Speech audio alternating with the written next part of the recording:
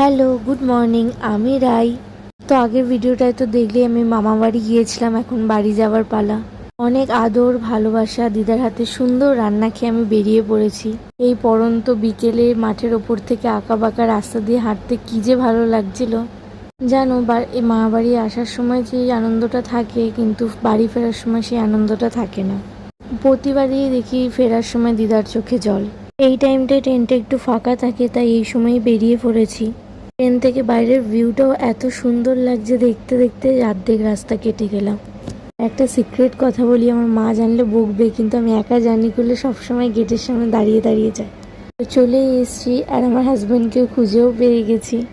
তো এবার বাড়ি যাওয়ার পালা। আবার এক সপ্তাহের অপেক্ষা, এক সপ্তাহ পরে আবার দাদু দিদার কাছে যাব।